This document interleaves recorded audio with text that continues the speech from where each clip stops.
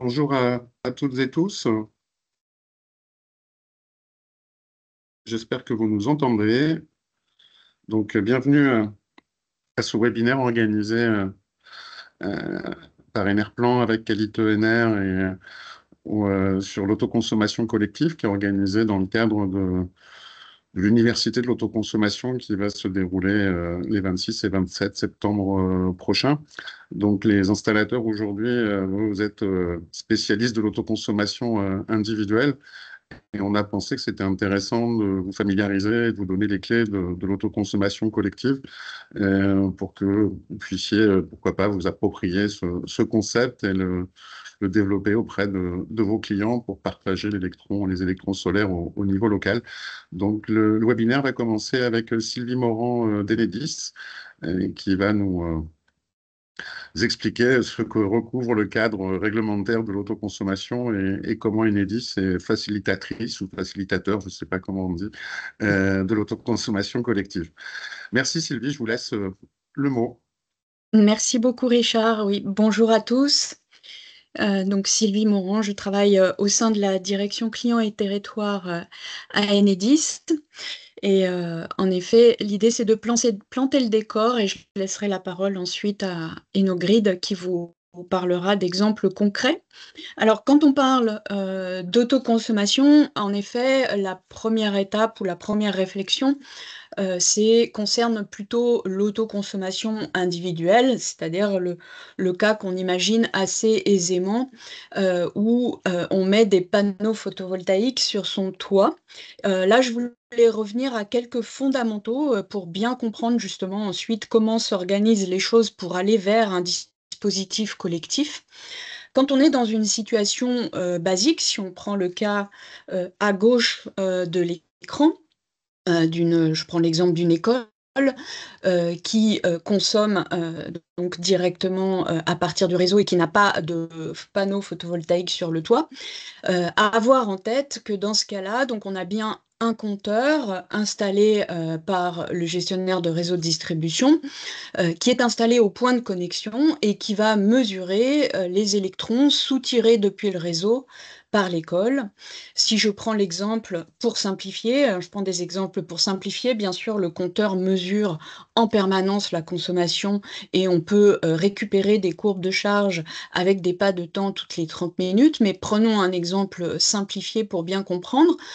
Supposons donc que là, on a une consommation mesurée de 30 kWh à 11 heures et de 5 kWh à 17 heures. Ce qu'il faut comprendre dans ce cas-là, pour bien comprendre ensuite la suite, eh bien, c'est que le fournisseur d'électricité de l'école va établir sa facture d'électricité sur la base des quantités que le gestionnaire de réseau de distribution va lui transmettre et quantité mesurée sur le compteur. Le fournisseur d'électricité va faire donc une facture qui comporte deux gros postes, la fourniture d'électricité, donc le fait d'acheter de l'électricité pour couvrir la consommation de l'école, et ensuite le transport de cette électricité sur le réseau. Donc là, on aura eh bien, les 30 kWh plus les 5 kWh, une part fourniture de 35 kWh avec le prix du fournisseur, sur laquelle, sur cette partie-là, seront appliquées des taxes qu'on appelle l'assise sur l'électricité et la TVA, et puis le fait qu'on transporte ces kilowattheures sur le réseau, donc toujours ces 35 kWh, par le prix du TURP, qui comporte plusieurs éléments, des composantes fixes pour le comptage, pour la gestion, une composante de soutirage qui est en effet en fonction du nombre de kilowattheures soutirés et qui circulent sur le réseau. Et il y aura également une partie taxe CTA et TVA sur cette partie-là. Alors, première étape, autoconsommation individuelle, ben, j'installe des panneaux sur le toit de l'école, des panneaux solaires, et on est dans une situation avec un seul raccordement toujours, un seul compteur, et donc l'école devient un site qui peut injecter et soutirer depuis le réseau public. Supposons toujours pour simplifier, que les panneaux photovoltaïques produisent 25 kWh à 11 heures et également 25 kWh à 17 heures. Le compteur, il est toujours au point de connexion au réseau, donc lui, il voit ce qui se passe sur le réseau, il ne voit pas, il ne mesure pas ce qui se passe à l'intérieur de l'école. Donc lui, ce qu'il va avoir, c'est à 11 heures une consommation de 5 kWh. Pourquoi? Parce que l'école consommait 30 kWh. Les panneaux ont alimenté directement l'école de 25 kWh et donc l'école soutire 5 kWh pour compléter, pour aller jusqu'aux 30 kWh. À 17 heures, le compteur mesurera une consommation nulle et par contre une injection de 20 kWh puisque, on l'a vu, à 17 heures, l'école consommait 5 kWh, les panneaux produisent 25 kWh, donc il y a une partie, les 5 kWh de consommation sont couverts par les panneaux et les 20 kWh supplémentaires vont être injectés sur le réseau. Le compteur, lui, est en capacité, donc avec les compteurs communicants, de bien mesurer les flux séparément, ce qui est soutiré depuis le réseau ou injecté sur le réseau. Il y a toujours un fournisseur d'électricité. Les panneaux ne sont pas capables, aujourd'hui, on va dire, on n'est pas encore dans une situation où les panneaux seraient en capacité de fournir les besoins de l'école à tout moment. Donc, il y a toujours le fournisseur d'électricité. Et le fournisseur d'électricité, toujours, la base, c'est qu'il va faire établir sa facture sur la base des quantités que lui transmet le gestionnaire de réseau, mesurées sur le compteur. Et du coup, la base de la part fourniture de la facture sera sur 5 kWh cette fois, puisqu'on voit qu'on a mesuré une consommation de 5 kWh à 11 heures et 0 à 17 heures.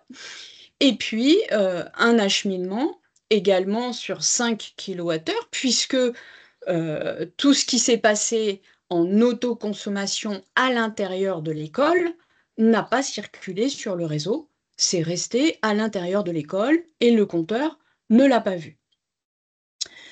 On voit qu'il y a donc une quantité qui a été injectée sur le réseau. C'est ce qui n'a pas été auto-consommé sur le site par l'école. On parle alors d'un surplus individuel.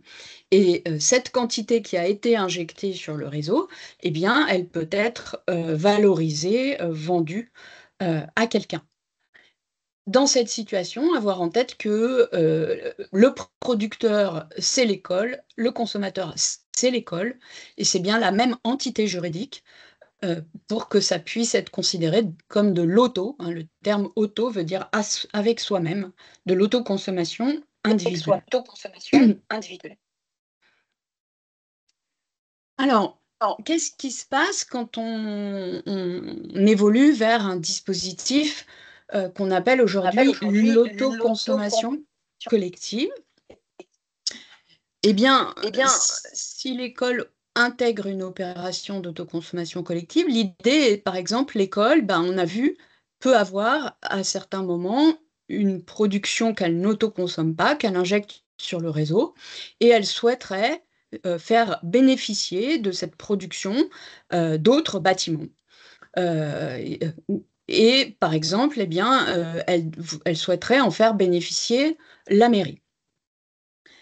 Donc, dans la situation décrite ici, on part à gauche de la situation qu'on a vue tout à l'heure. Donc, l'école a autoconsommé une partie de sa production. Et donc, il restait 20 kWh qu'elle a injectés sur le réseau public. Supposons que la mairie, elle, consomme 15 kWh à 11 heures et 10 kWh à 17 heures. On a vu qu'à 11 heures, tout à l'heure, il n'y avait pas d'injection de la part de l'école, elle avait tout consommé. Par contre, à 17 heures, il y avait une injection de 20 kWh. Et donc là, on pourrait affecter sur ces 20 kWh 10 kWh à la mairie pour qu'elle puisse en bénéficier. Alors, la particularité dans cette situation, c'est que là, on utilise le réseau public, tout circule sur le réseau public et en fait, on organise une affectation des kilowattheures pour organiser en fait cette production locale entre l'école et la mairie. Avoir en tête que les électrons, eux, suivent des lois physiques, ils vont aller au chemin le plus proche, donc peut-être alimenter un bâtiment qui est tout près de l'école, mais qui, lui, n'est pas dans l'opération d'autoconsommation collective. Et nous, ce qui nous intéresse, c'est d'organiser ça avec la mairie, qui, elle, est à une distance peut-être beaucoup plus longue et sur laquelle, finalement, physiquement, les électrons ne vont pas aller. Là, on organise, et on va le voir après comment ça se passe, une affectation. Et donc, dans ce cas, eh bien, on se retrouve avec une différence de quantité pour le fournisseur d'électricité entre la fourniture, puisque là, sur la part fourniture, eh bien, il doit tenir compte, et c'est toujours le GRD qui va faire les calculs et qui va lui dire, attention, pour la mairie, elle est en autoconsommation collective, donc il ne faudra pas faire 15 plus 10, 15 à 11 heures, 10 à 17 heures, 25, mais on lui a affecté 10 kWh qui viennent de l'école, donc vous devez faire une part fourniture sur 15 kWh, tandis que l'acheminement, eh bien, toute la consommation de l'école, les 15 plus les 10, ont circulé sur le réseau, et donc la part acheminement est basée sur 25 kWh. Alors, avoir des points d'attention pour justement se repérer dans ces différents dispositifs. Quand on parle d'autoconsommation, on peut être en autoconsommation individuelle, comme on l'a vu pour le cas de l'école, mais dans un cas, par exemple, où on autoconsomme tout et on n'injecte jamais sur le réseau, on peut dans ce cas-là avoir ce qu'on appelle une convention d'autoconsommation sans injection sur le réseau et avoir en tête que dans ce cas-là, on est considéré, vu du réseau, et donc dans tout dispositif après, et donc par exemple en autoconsommation collective, comme un consommateur et pas du tout comme un producteur. Pour être considéré comme un producteur, ben, il faut injecter de l'énergie sur le réseau et donc d'être dans le cas à droite, c'est-à-dire autoconsommer et valoriser sa production injectée sur le réseau public. Et dans ce cas, le compteur mesurera les deux flux, ce qui est soutiré et ce qui est injecté, et ce qui est injecté sur le réseau peut être valorisé. Je peux bien sûr aussi être comme en bas à gauche, juste producteur, un producteur pur, un champ par exemple de panneaux photovoltaïques où il n'y a pas d'autoconsommation. Dans ce cas-là, je ne fais que produire et je ne suis vu du réseau que comme un producteur. Et quand je suis dans une opération d'autoconsommation collective, eh bien, je peux dans une opération participer en tant que consommateur, en tant que producteur ou en tant que consommateur et producteur, mais tout ça va dépendre des choix que j'aurais fait en amont pour me raccorder au réseau. Si je suis qu'un consommateur sans injection, dans l'opération d'autoconsommation collective, je ne serai qu'un consommateur, je ne pourrai pas partager de production. Je ne ferai que recevoir de la production. Si je suis un producteur, par contre, bah, je partage ma production, mais je ne reçois pas de production. Et sinon, je peux aussi être comme l'école, un autoconsommateur individuel et participer à une opération d'autoconsommation collective. Alors, quelles sont les conditions réglementaires? Il y a des conditions de proximité géographique en autoconsommation collective, soit tout le monde est dans un même bâtiment, soit on est sur une opération étendue et donc les participants peuvent avoir une distance maximum de 2 km entre eux, hein, les participants les plus éloignés. La production est limitée à un total de 3 MW par opération et je peux obtenir par dérogation auprès du ministre des distances supérieures allant jusqu'à 10 km dans les zones périurbaines et jusqu'à 20 km dans les zones rurales. Tout le monde, les participants, les sites consommateurs, les sites producteurs doivent être reliés entre eux au sein d'une même entité juridique, une même personne morale. On appelle ça la PMO dans le jargon de l'autoconsommation collective, la personne morale organisatrice. L'idée, c'est que ce collectif, en fait, s'organise pour prendre des décisions ensemble. Donc, quand on est dans une même entité juridique, il y a des instances de gouvernance, ça peut être une assemblée générale, etc., dans lesquelles les participants discutent et font des choix en commun.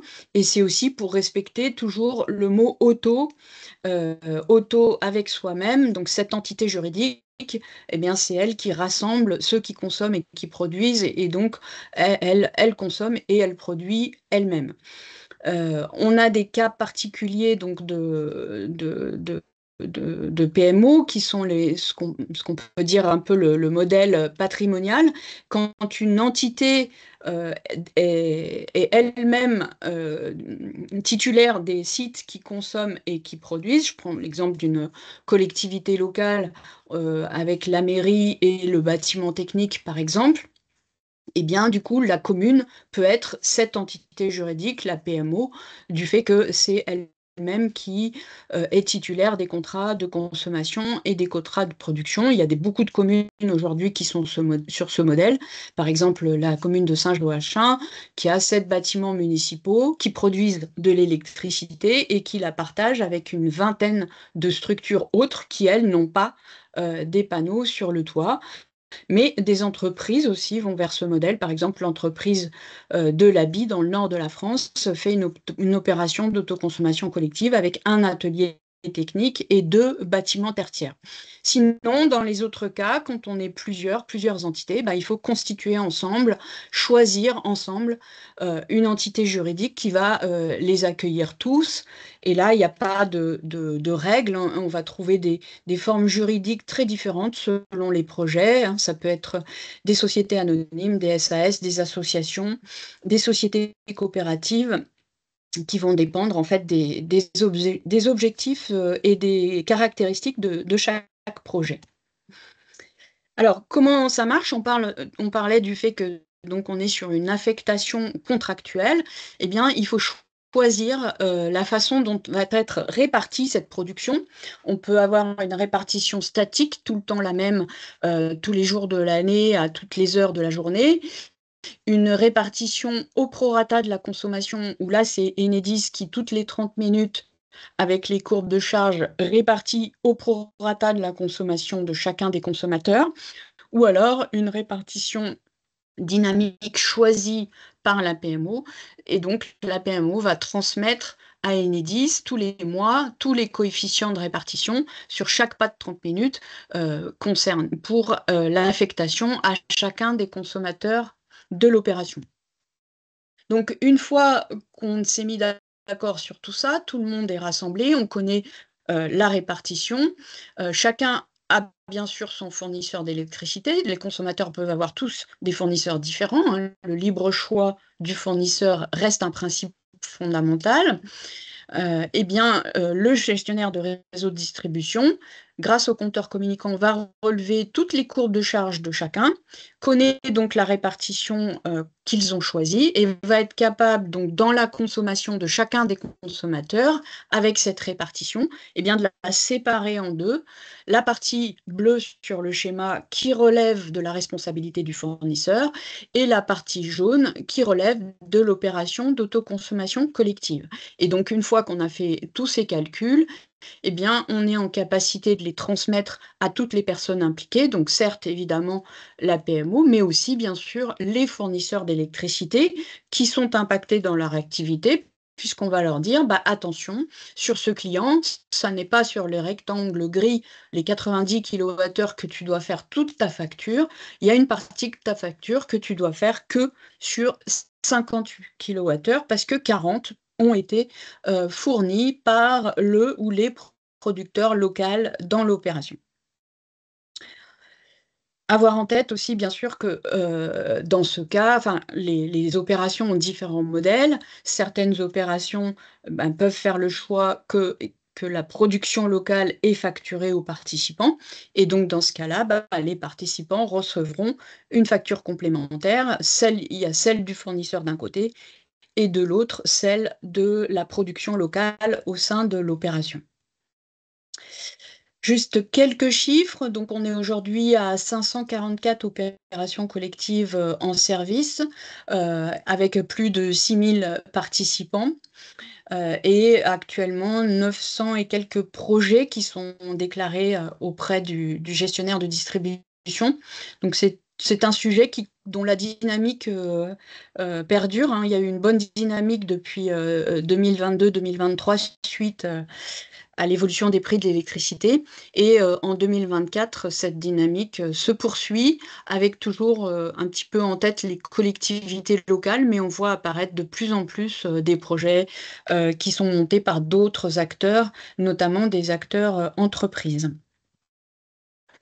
Le rôle d'Enedis dans tout ça, eh bien, on a une partie, donc on a mis en place des points d'entrée dans toutes nos directions régionales, donc où les porteurs de projets peuvent s'adresser pour, dans la phase étude, se faire accompagner. Alors là, je parle juste d'un accompagnement pédagogique, de répondre à des questions. Enedis n'est absolument pas autorisé à faire des études ou du conseil, et au contraire, on conseille dans ces situations-là aux clients de se faire accompagner par des entreprises spécialisées. C'est une phase très importante, le montage. L'autoconsommation collective n'est pas faite pour tout le monde, hein. Elle pourrait ne pas être pertinente dans certains cas. Mais dans cette situation, dans cette phase, on peut faire de la pédagogie, on peut apporter des données pour aider aux études, faire des simulations de raccordement, etc. Donc avoir des éléments qui peuvent aider à cette phase de montage. Ensuite arrive le moment où la décision est prise. Et donc là, évidemment, il y a aussi une phase raccordement, souvent pour la production, donc dans laquelle Enedis a son rôle classique de raccordement au réseau, pas de spécificité pour l'autoconsommation collective. Et puis ensuite, une fois que tout le monde est raccordé, une convention avec Enedis. Et là, on va rentrer dans une phase où Enedis aura des échanges récurrents avec la PMO, puisqu'on fera tous les mois des calculs et on publiera ces informations, et la PMO nous informera s'il y a des changements à l'intérieur des participants de l'opération.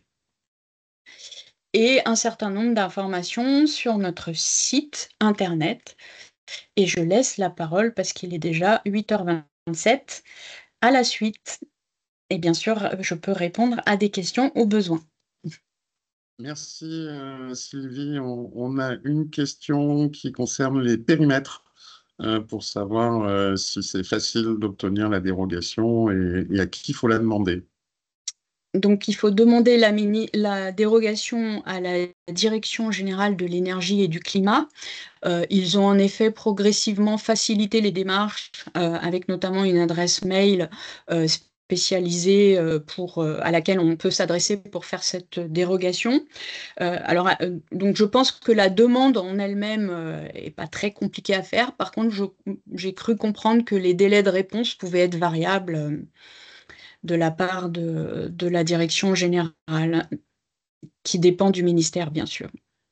Oui, il me semble que le ministère a mis en place une classification des communes pour Oui, savoir si elles sont rurales, urbaines ou urbaines et du coup de quel site elles ils peuvent font une bénéficier. analyse, ouais, voilà, ils font une analyse en fonction de la situation des communes impactées par le projet, et pour pouvoir octroyer la dérogation, sachant que ces dérogations, ce qu'on a observé aussi, c'est qu'elles ne sont pas forcément au max de la distance. Il peut y avoir des dérogations de 6 km alors qu'on est dans une zone, sur 6 km alors qu'on est dans une zone périurbaine, ou de 15 km si on est dans une zone rurale. C'est pas toujours le maximum de la distance. Merci Sylvie, on va passer le micro et la présentation à Rémi. Merci Richard et bonjour à tous. Avant de commencer, je voyais une autre question. Je voulais juste faire une petite remarque par rapport à ça, sur est-ce que la PMO est libre de fixer ses prix de revente et d'achat. Alors juste une précision, déjà, c'est que la PMO n'achète pas aux producteurs pour revendre aux consommateurs. Ça, c'est très important de le savoir. Et ensuite, ce qu'il faut bien comprendre aussi, c'est que c'est vraiment le producteur qui est l'acteur économique qui va vendre l'électricité aux consommateurs. Il y a des opérations où producteurs et PMO sont la même entité selon comment c'est structuré, mais quand PMO et producteurs sont deux structures différentes, il ne faut pas oublier que c'est bien le producteur qui vend son électricité au consommateur et ensuite la PMO peut jouer le rôle un petit peu d'intermédiaire ou d'aide à la fixation des prix avec les consommateurs. Voilà. J'enchaîne avec ma présentation. Donc déjà, je vais commencer par me présenter. Donc je suis Rémi Bastien, le cofondateur d'Enogrid. Enogrid, on est une entreprise spécialisée en autoconsommation collective. On existe depuis quasiment 6 ans maintenant. On est une équipe de 30 personnes déployées un petit peu partout en France. On accompagne tout type de projets. On en a accompagné plus de 350 aujourd'hui. On travaille avec des collectivités, des bailleurs sociaux, des entreprises, des énergéticiens, des développeurs, des installateurs, enfin voilà, tout type d'acteurs qui s'intéressent à l'autoconsommation collective. On a la spécificité d'être à la fois bureau de conseil en autoconsommation collective et éditeur de logiciels.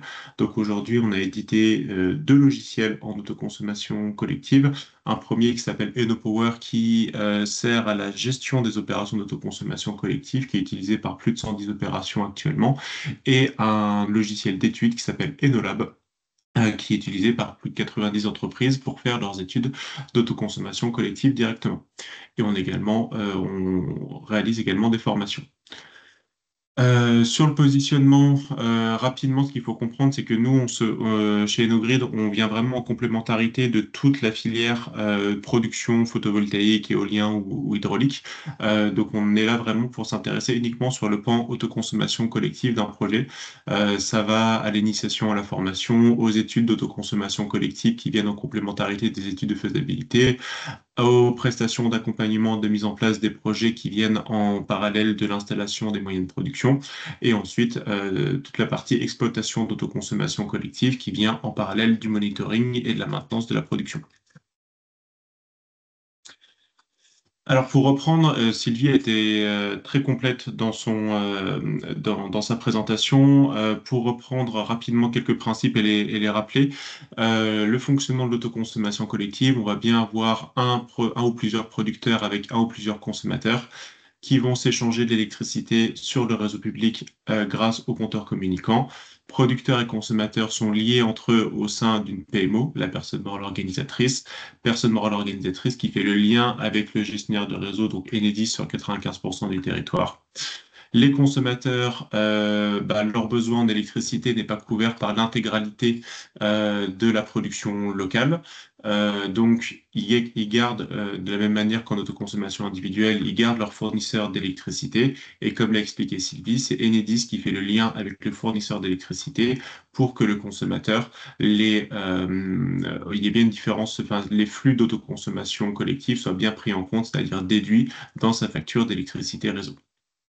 Les consommateurs gardent le libre choix de leur fournisseur, bien évidemment. Et comme on l'a vu précédemment, pour les producteurs, c'est possible de faire de l'autoconsommation individuelle avant de l'autoconsommation collective. Donc, les deux raccordements du coup marchent, qu'on soit en injection totale ou en injection de surplus, on peut faire de l'autoconsommation collective à chaque fois.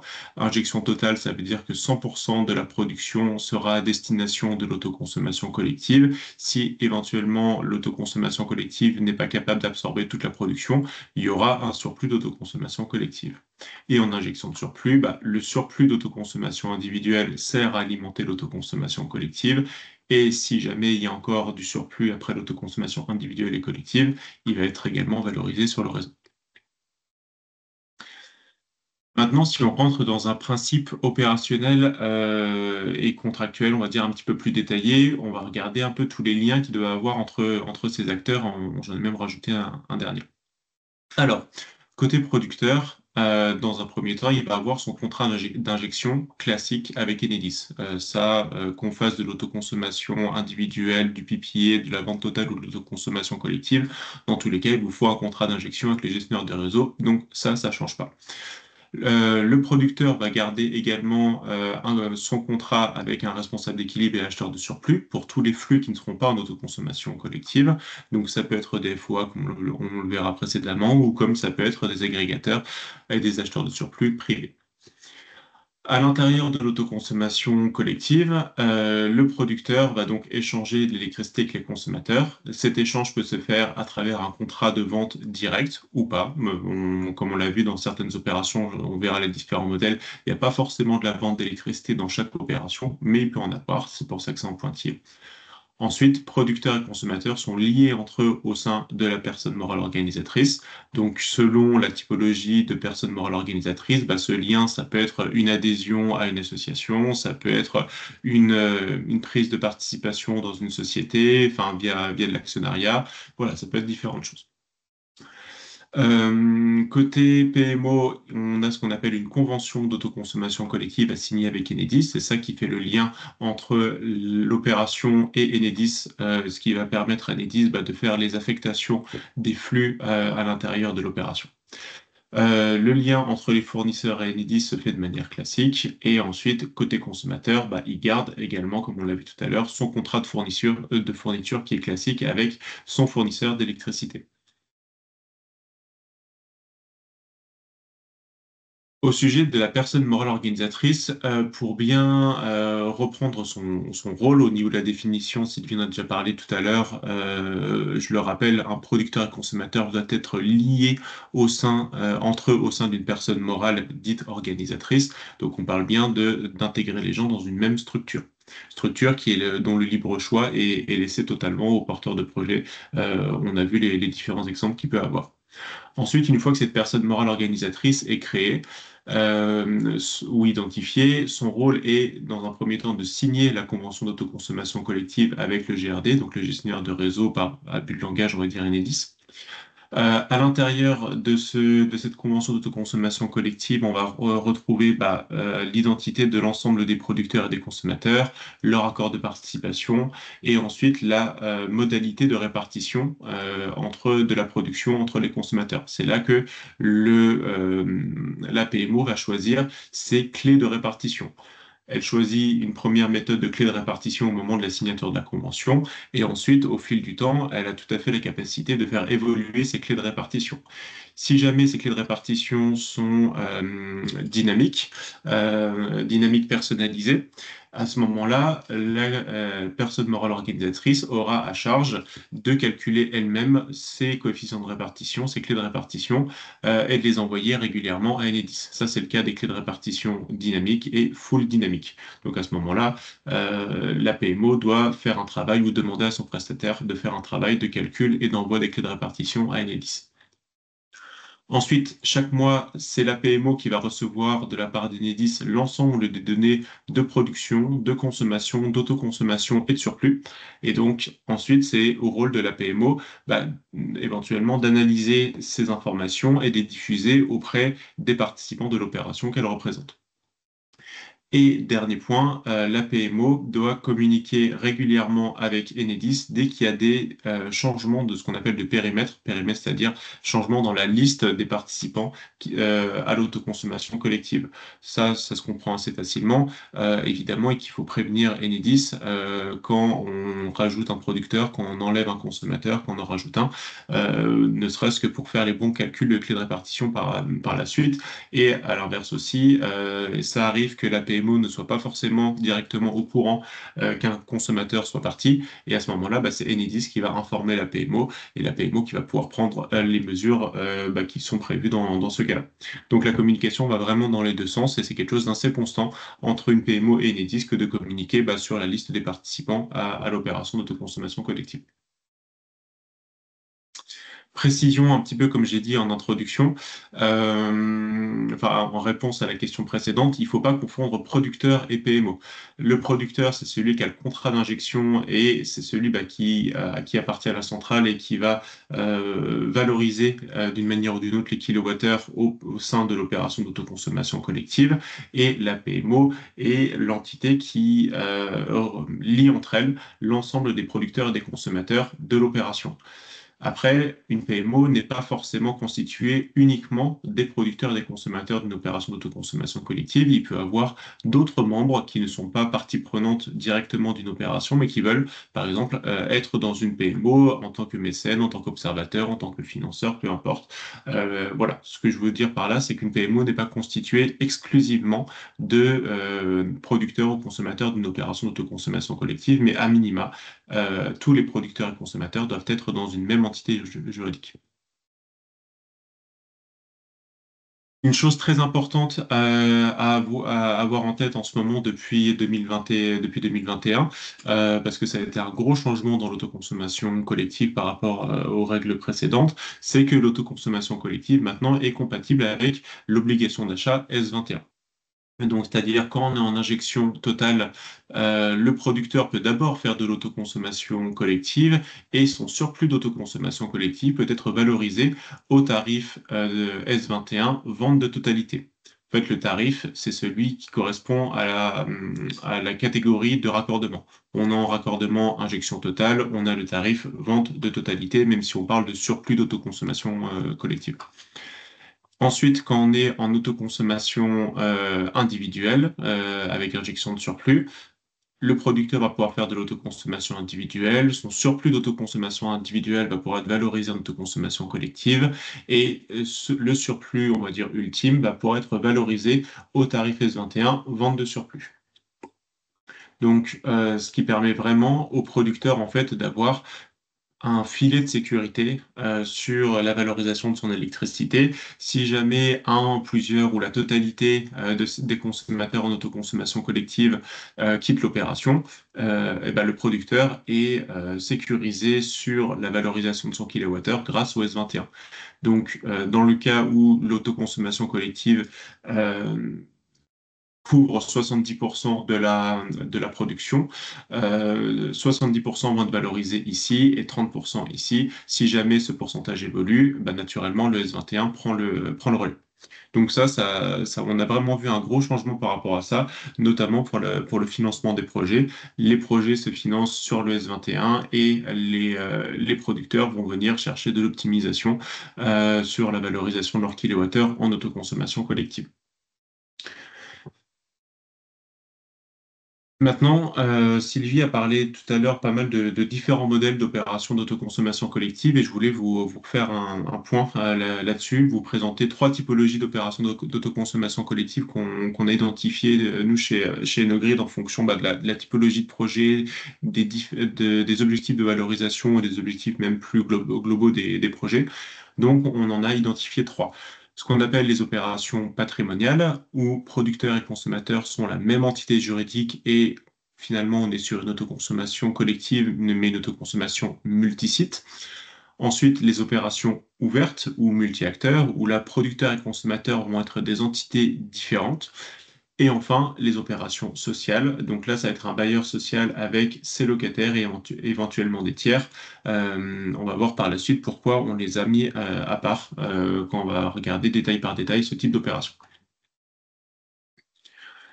Donc une opération patrimoniale. Comme je l'ai dit, producteurs et consommateurs sont la même entité. Comme il y a une seule entité, enfin, producteurs et consommateurs sont déjà regroupés au sein d'une même entité qui elle-même, cette personne est directement enfin, cette entité est directement la personne morale organisatrice, ce qui offre une grande simplicité dans l'autoconsommation collective. Autre simplicité, il n'y a pas de contrat supplémentaire à mettre en place. Comme producteurs et consommateurs sont la même entité, à part pour des raisons vraiment de gestion interne ou comptable, il n'y a pas de raison de mettre en place des contrats de vente entre producteurs et consommateurs. Et du coup, le modèle économique de ces opérations, c'est une réduction de facture sur l'ensemble des sites. Finalement, c'est un peu une extension de l'autoconsommation individuelle. On peut très bien, c'est pour ça que ça marche beaucoup, quand on voit tout ça, ça marche beaucoup chez les collectivités qui vont avoir plusieurs sites dans un périmètre géographique restreint. Mais comme l'a dit Sylvie, ça peut marcher aussi sur des entreprises qui vont avoir plusieurs sites, plusieurs bâtiments dans une même zone géographique. Lors de la vie d'une opération, qu'est-ce qu'il va falloir suivre pour la PMO, enfin finalement pour le porteur de projet? Ça va être bien évidemment un suivi énergétique. Est-ce que je produis autant que j'avais estimé au moment de mes études? Combien de taux de couverture j'ai dans mes différents bâtiments? Est-ce que c'est pertinent en termes de taux d'autoconsommation, taux d'autoproduction, toutes ces choses-là? Ensuite, on peut avoir une optimisation économique, donc ça à travers les clés de répartition, c'est-à-dire que, par exemple, si je prends une collectivité, elle va pas forcément payer le même prix son électricité sur différents de ses bâtiments. On peut avoir des tarifs C5 et des tarifs C4, ou même des tarifs HTA qui vont être différents. Et donc, en tant que producteur, elle va peut-être avoir intérêt à pousser la consommation, prioriser la consommation au bâtiment où l'électricité est achetée le plus cher. Donc à ce moment-là, on peut faire des coefficients de répartition dynamiques avec des ordres de priorité pour un petit peu optimiser la réduction de facture sur l'ensemble des sites. Et dernier point qu'il faudra qu'il soit fait par le producteur, c'est la facturation du surplus, soit avec la facturation en S21 ou avec un acheteur de surplus privé si on est dans ce cas-là. Donc, si on regarde les moments clés de la mise en œuvre d'une opération et dans ce cas particulier d'une opération patrimoniale, ce que je voulais vous expliquer ce matin, c'est vraiment qu'il faut avoir en tête que quand on met en œuvre une opération d'autoconsommation collective, il va avoir deux parcours à faire. Il va avoir le parcours producteur qui est le parcours habituel que vous connaissez très bien, donc l'étude, la demande de raccordement où il faut renseigner qui est le responsable d'équilibre, l'installation, la mise en service de la centrale, le démarrage de la centrale et ensuite le suivi de la production. Tout ça ne change pas. Ça reste exact. C'est un parcours dont les installateurs, enfin bureaux d'études et installateurs doivent continuer à faire de manière très classique et auquel on additionne un parcours PMO dont le but va être de signer la convention d'autoconsommation collective. Donc, dans le parcours PMO ici, le porteur de projet va devoir identifier les bâtiments de son patrimoine, identifier le potentiel d'autoconsommation collective. Pour ça, l'étude de faisabilité de l'installation va pouvoir être nécessaire. Et ensuite, réaliser toutes les démarches nécessaires auprès du gestionnaire de réseau jusqu'à la signature de la convention. Une fois que la convention est signée, que le contrat de raccordement de la centrale est signé, l'opération d'autoconsommation collective peut démarrer. Rapidement, un exemple d'opération, opération de Cheneuve, donc installation de 3 centrales en toiture sur des bâtiments publics pour 76 kg et qui vont être consommés par 4 bâtiments communaux pour une réduction de facture globale. Je vais vite parce que je vois le temps qui passe et je veux laisser du temps pour les questions-réponses à la fin. Maintenant, passons à la deuxième typologie d'opération, une opération ouverte. Donc, comme je l'ai dit, nous, on appelle ça ouvert, ce type d'opération multi-acteurs, dans lesquelles, en termes de valorisation modèle économique, il peut avoir d'abord de l'autoconsommation individuelle qui est possible, donc pour une réduction de facture du site producteur, avant un partage en autoconsommation collective, enfin une valorisation d'autoconsommation collective qui peut se faire sous forme de vente d'électricité directement au consommateur ou bien de partage si c'est la volonté du producteur aussi. Dans ces cas-là, comme on est multi-acteur, et la personne morale organisatrice est à identifier ou à créer, donc on n'est pas obligé de créer une PMO ad hoc à chaque projet. On peut s'appuyer sur des entités déjà existantes qui peuvent remplir ce rôle avec éventuellement des modifications de statut ou des adaptations. Et bien sûr, on peut créer aussi de toutes pièces une personne morale organisatrice ad hoc pour un ou plusieurs projets. Généralement, on voit que dans les opérations ouvertes, à part les opérations où il y a du don d'électricité, mais à part dans celle-là, généralement, les opérations sont avec des contrats de vente d'électricité entre producteurs et consommateurs. Donc voilà, ça, c'est des choses à mettre en place. Et c'est un petit peu ça qu'on voit, un peu un travail supplémentaire qui est à faire par rapport à une opération patrimoniale. La PMO à identifier ou à créer et les contrats de vente à mettre en place. Lors de la vie d'une opération, on y va avoir un peu plus de travail également, en plus du suivi énergétique, de l'optimisation économique, de la facturation du surplus. Il va avoir des notions de gouvernance de cette PMO, de prise de décision. Il va avoir des enjeux aussi d'information des participants. En tant que consommateur, je suis en droit de demander des informations régulièrement auprès de la PMO, d'être informé de qu'est-ce qui se passe dans l'opération d'autoconsommation collective. Il va avoir aussi des enjeux de gestion des entrées-sorties. Une opération d'autoconsommation collective, ça peut durer autant de temps que la centrale existe, donc voilà, 25-30 ans. Et bien évidemment, les consommateurs peuvent évoluer pendant ce temps-là. Certains peuvent rentrer, d'autres peuvent sortir. On peut même imaginer rajouter d'autres sources de production. Donc tout ça, ça va être des choses à gérer entre la PMO et Enedis. Et enfin, dernier point, quand on est dans le cadre de la vente d'électricité, le producteur va avoir pour rôle de facturer l'électricité auprès de ses consommateurs. Il peut le faire directement, il peut le déléguer à la PMO, le déléguer à un prestataire, mais en tout cas, il y a une facturation à faire auprès des consommateurs quand il y a de la vente d'électricité, bien évidemment. Quand on voit, si je reprends maintenant ma frise des moments clés de la mise en œuvre d'une opération, on voit que le parcours producteur ne change pas, mais il reste exactement le même. Et par contre, que le parcours PMO va être un petit peu plus compliqué dans la phase du milieu, c'est-à-dire avant on avait uniquement la préparation de la convention d'autoconsommation collective. Là, dans le parcours PMO, il va falloir créer le cadre organisationnel lié à l'opération, quelle typologie de PMO, quelle typologie de contrat de vente, etc. Finaliser le recrutement des participants et leur faire signer tous les papiers nécessaires avant d'aller préparer et signer la convention d'autoconsommation collective. Un exemple très rapide, donc avec 4 industriels qui ont chacun installé des centrales PV en toiture en autoconsommation individuelle. On a à peu près 150 kilos au démarrage. Le surplus est valorisé, le surplus est valorisé directement auprès de 6 entreprises avoisinantes du parc, avec une dernière valorisation en S21 si jamais. Maintenant, passons à l'opération sociale. Donc, une opération sociale, c'est une opération où on va avoir un partage d'électricité entre un bailleur social, un organisme HLM et ses locataires, et éventuellement des tiers. Dans ces cas-là, il y a une exception réglementaire pour le bailleur social qui est dans le Code de l'énergie par rapport à la PMO, c'est que le bailleur social peut être directement personne morale organisatrice. Donc, pas besoin de créer une nouvelle opération, enfin une nouvelle PMO, une PMO ad hoc. Le bailleur peut être directement PMO, ce qui est une grande simplification pour ce type d'opération. Ensuite, lorsque le bailleur décide de faire de l'autoconsommation collective avec ses locataires, dans ces cas-là, il y a des démarches spécifiques qui sont prévues dans le Code de l'énergie. Il y a un arrêté pour ça qui indique notamment toute la communication et le droit d'information que les locataires que le bailleur doit faire pour intégrer les locataires. Généralement, dans ces opérations, on est plutôt dans le don d'électricité. On a rarement vu des bailleurs sociaux, aujourd'hui en tout cas, vendre l'électricité en tant que telle à leurs locataires sous forme de contrat de vente d'électricité. Ce qu'on voit actuellement, c'est plutôt une troisième ligne de charge ou des charges qui augmentent un petit peu pour couvrir les frais, les frais liés à l'installation photovoltaïque et à l'autoconsommation collective plutôt que de la vente d'électricité en tant que telle.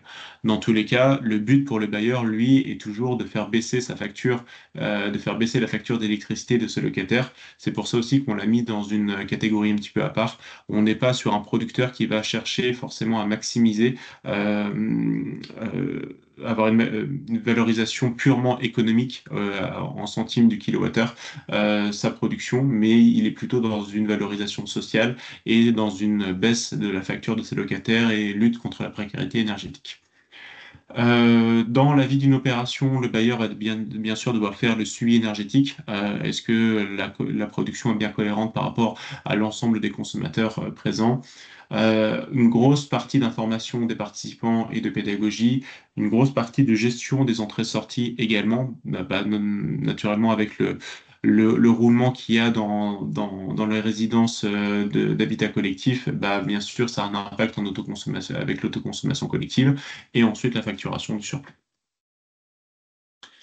Pareil, là, si je reprends les moments clés de mise en œuvre d'une opération sociale, parcours producteur reste exactement le même.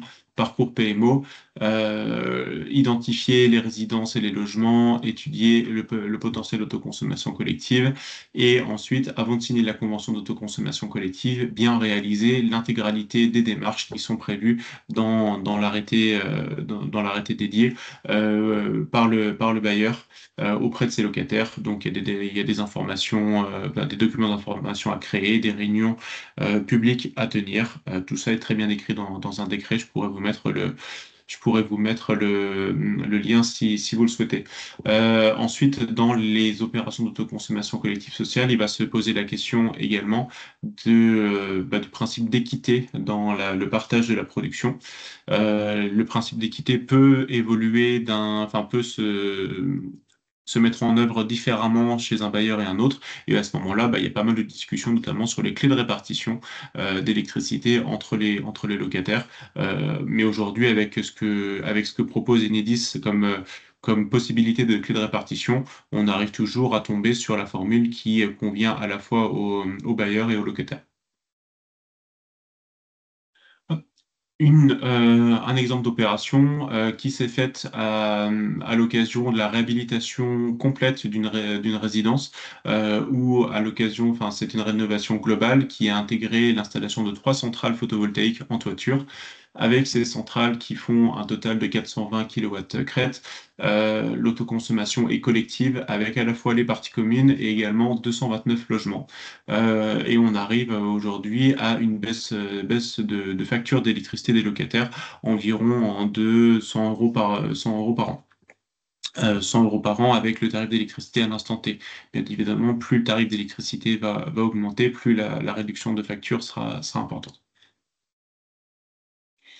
J'en arrive à la fin de ma présentation. Après, voilà, si vous voulez contacter Enogrid, on a des interlocuteurs en région. Je pense que vous retrouverez la carte ou sinon vous pouvez envoyer un message sur notre site internet. Voilà, n'hésitez pas si vous avez des questions. Je vois qu'il y en a déjà quelques-unes dans le chat et on va y répondre maintenant. Merci, Rémi. Il y a une question auquel n'a pas encore été apportée réponse. Comment les consommateurs peuvent-ils quitter l'opération d'ACC? Ne sont-ils pas liés par le contrat avec la PMO sur la durée de l'opération d'un temps, par exemple? Alors, encore une fois, il faut vraiment faire la différence entre l'adhésion à la PMO et le contrat avec avec le producteur dans le cadre de la vente d'électricité. Donc, le contrat de vente d'électricité entre producteurs et consommateurs, c'est un contrat de gré à gré qui est assez libre. En tant que particulier, il n'y a pas de durée d'engagement. Là, on suit le code de la consommation. C'est exactement pareil que votre contrat avec votre fournisseur d'électricité. Par contre, en tant que professionnel, là, on peut mettre des durées d'engagement et là, ça va vraiment dépendre de la volonté du producteur et de l'organisation du projet. Ce qu'on voit généralement, c'est que quand un producteur est dans le cadre d'une opération où son surplus va pouvoir être valorisé au S21, ce producteur-là va généralement offrir plus de flexibilité à ses consommateurs, tout simplement parce il a la sécurité du S21 derrière si jamais les consommateurs partent et qu'il y a un temps de latence entre le moment où un consommateur part et un autre revient. Par contre, il y a certains projets qui n'ont pas la sécurité financière du S21, où à ce moment-là, le producteur a dû aller engager des consommateurs, ne serait-ce que pour aller financer son projet. Donc à ce moment-là, il y a des clauses, il y a des clauses dedans, dans les contrats de vente, d'engagement, de durée, de 1 an, 3 ans, 5 ans, 10 ans, avec éventuellement des pénalités, c'est à peu près pareil qu'un contrat de tiers investissement finalement en termes de modalité, hein, je parle de durée. Donc voilà, c'est un petit peu au cas par cas. Ce qu'il faut retenir, c'est que pour les particuliers, pas d'engagement. Pour les professionnels, il peut avoir un engagement qui est tout simplement à négocier avec le producteur au moment de l'opération.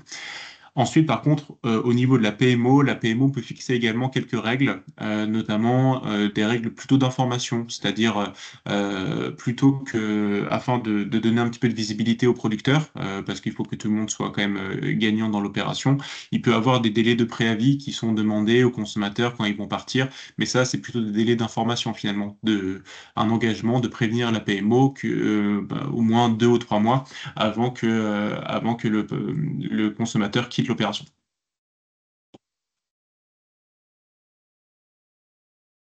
Merci. Rémi. Je regarde les autres questions, ou alors Richard, je ne sais pas si tu les as notées de ton côté. Elles ont trouvé réponse.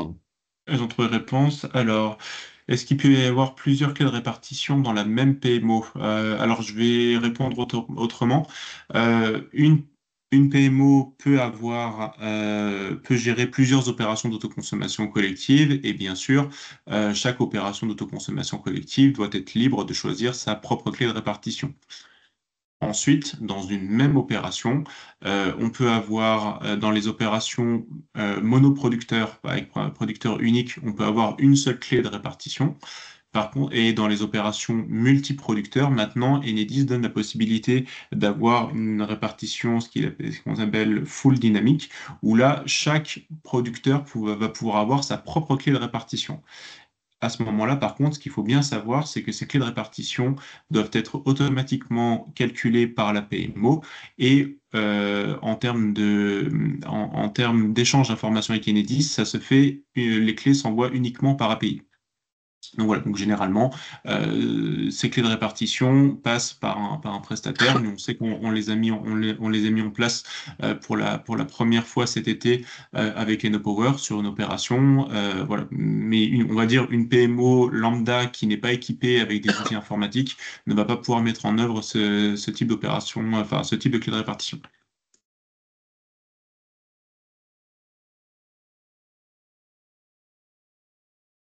Et après, je crois que Sylvie, effectivement, avait fait un bon travail de modération et avait répondu à l'ensemble des questions.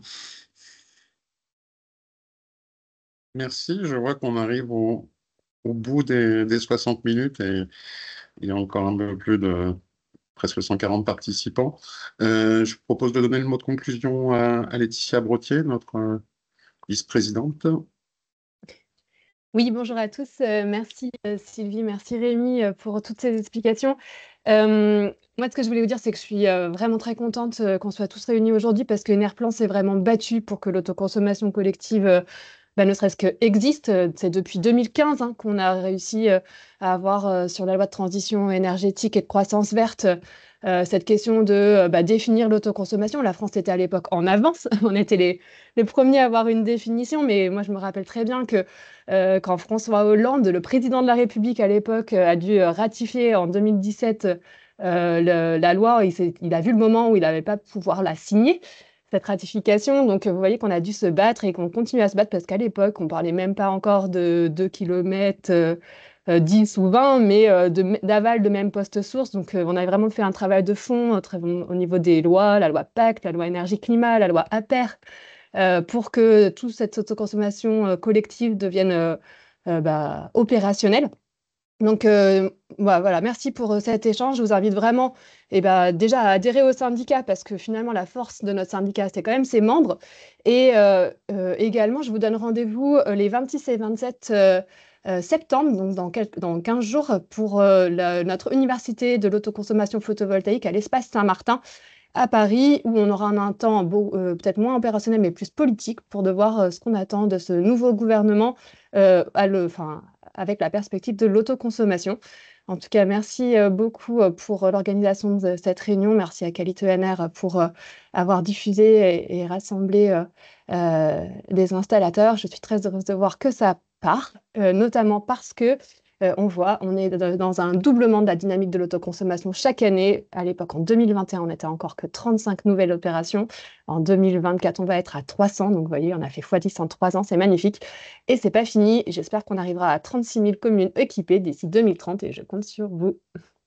Merci Laetitia. Donc, je pense sous le contrôle de Jeanne de Qualité ENR, mais on vous fera passer le lien pour que vous puissiez télécharger les présentations et voir pour vous mettre à disposition le replay et également le code de réduction pour l'Université de l'autoconsommation pour ceux qui voudraient approfondir ces sujets. Merci à vous et bonne journée. Et merci à nos intervenants Sylvie et Rémi d'avoir partagé leur expertise. Merci à Avec tous. plaisir. Merci à vous. Bonne journée. Au revoir. Au revoir.